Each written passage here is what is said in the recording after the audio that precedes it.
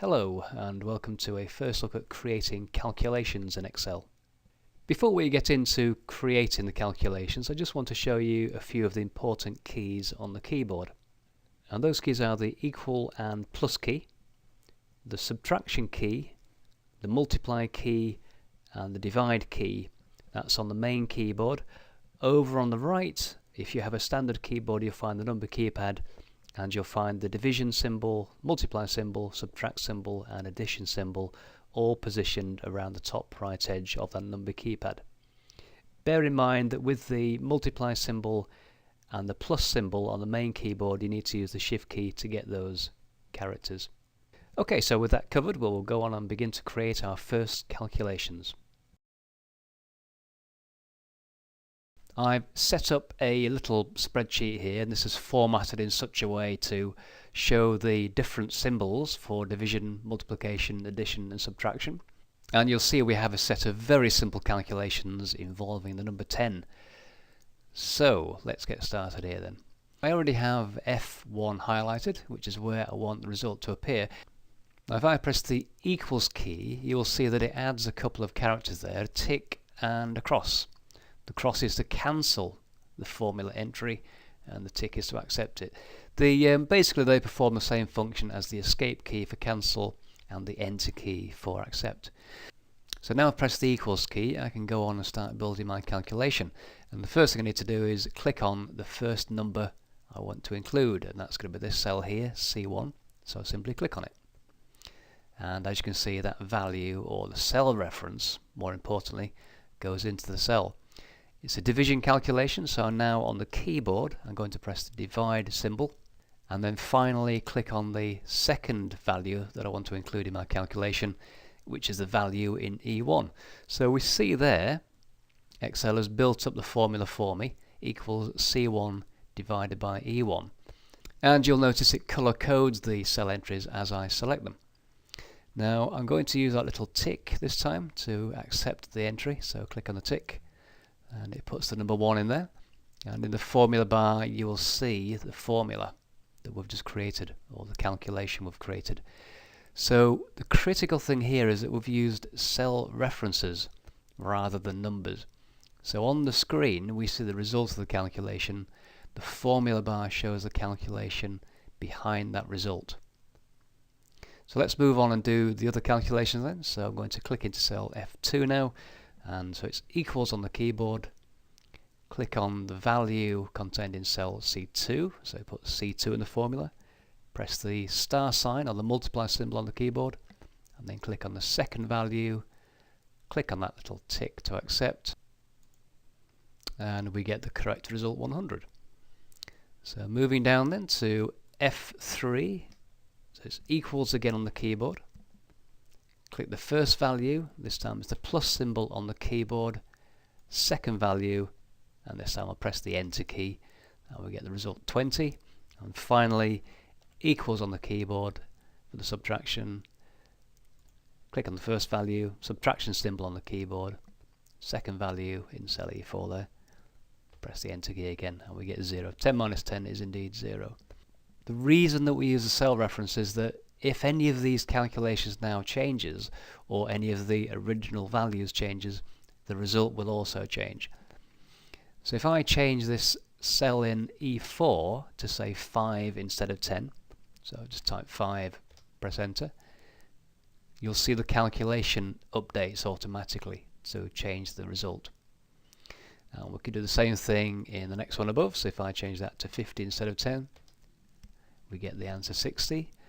And if we change the second 10 in the multiplication to an 8, we shall get 80, which we do. And if we say 75 divided by 10, we get the result 7.5. And that's the fundamental thing to understand about spreadsheets, is that when you create those calculations, and if I just click on any one of those formulas again, this is why we use cell references as opposed to numbers. We can use numbers instead of cell references, but it won't work correctly. So if I just delete that calculation out of F1 and we recreate it, so equals on the keyboard, and this time I'm going to type in the numbers. So I'm going to type 75 divided by 10, press the enter key, and we get the same result. That's great.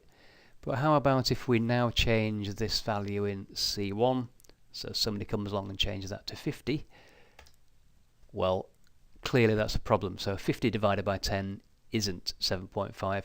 So let's just fix that by, again, deleting equals on the keyboard, click the value in the cell, divide on the keyboard, click the value in the second cell, press enter, and we now have the correct result. So let's go on and look at some more examples. Here we have another set of examples. As you can see, our first one is an addition. So here we have some petty cash receipts, and we're going to work out the total first of all. So click in the cell where the total needs to go. This is cell B8. Press the equals key to begin the calculation. And I can click on the first item, press the plus key, click on the second item, press the plus key again, and click on the third value. So that's gathered all the items together in a formula, equals B4 plus B5 plus B6. In other words, 3 plus 16 plus 22. Let's click on that little tick there, and we get the result 41. And again, the nice thing about any Excel calculation that's linked to data is that if we have a problem with one of our original numbers, let's say paperclips goes up to 6, you will see that the result automatically updates to 44. Okay, so moving along then to subtraction. Again, click in the cell where the result needs to go, and this time we have a calculation that needs the discount taking off the original price. So again, equals on the keyboard, click on the original price, minus on the keyboard, click on the discount value. This time I'll just press the enter key, and you can see the result there. If I just move back to the cell, remember you can always check in the formula bar to see the actual calculation behind the result. So moving along to the multiplication example, you're probably getting the hang of it by now. So equals to begin, click on the quantity in this case, press the multiply key on the keyboard, the star sign, click on the price per unit, and then again just press the enter key. Now we get 391.6 as the result. Come along to the final example, and this is a division calculation. So again, click the cell we want the result to appear in, equals on the keyboard, click on the prize money value in this case, divide on the keyboard, the / key, click on the number of lottery winners in this case, 8, press the enter key, and we see that each person will be receiving 625 whatevers, dollars, pounds, it doesn't really matter. So there are 4 examples: an addition, subtraction, a multiplication and a division calculation, and how you create those formulas, those calculations in Excel. So now we've seen how to create these basic calculations. Let's go back to our original spreadsheet and create the calculations for that example. So here we are back in our example spreadsheet that we'll be building throughout this course. And we now need to apply some calculations here. So I'm going to click into the first cell underneath the income label. That's into cell D3. And press the equals key on the keyboard, and we'll work out the calculation that we need to do. And it's a simple multiplication. So I'm going to click on the value in the rental price column, press multiply on the keyboard, click on the value in the rentals column, and that is the calculation. Equals B3 multiplied by C3, press the enter key, and that gives us £9.75 as the result. So I'll do that calculation one more time. Equals on the keyboard, click on the price, multiply on the keyboard, click on the rental quantity, and this time I'll click on the little tick up there, which is a very similar action to pressing the enter key, and you'll see we get the result in the cell. And again, remember, in the formula bar you will see the actual calculation behind the result. And again, notice that we're using cell references in the calculation, not the numbers. And the reason for that, as you now know, is that if any of those numbers update, if we need to change the rental price or the quantity updates, the calculation result will automatically update as well. So I can illustrate that fairly simply if I simply change the rental value for Ben Hur from 9 to 10, you'll see the income update to 25 from 22.5. Now, creating these calculations one by one is a bit tedious, especially if you have a long list of calculations to create. But what I'm going to do here is select both of these calculations, actually. Click and drag down and press delete, and then come back to the cell for the first calculation. And what I'm going to do here is show you how in actuality you would create your list of calculations. One thing to bear in mind for Excel is that in virtually all circumstances you only ever need to create one calculation, and then you can copy that down or copy that across to fill in the remaining cells. So for instance here I have to fill in calculations for cells from D3 down to D9, but I only need to create a calculation in cell D3, and we'll show you that right now. So equals on the keyboard, click on my rental price, multiply on the keyboard, click on rental quantity, and now I'm going to click on the tick to accept it, and then put the mouse pointer at the bottom right of the cell and I get the black cross, and then I can click and drag down, and that will drag that formula. Now I know nothing appears to be happening at the moment, there's a sort of a grey outline.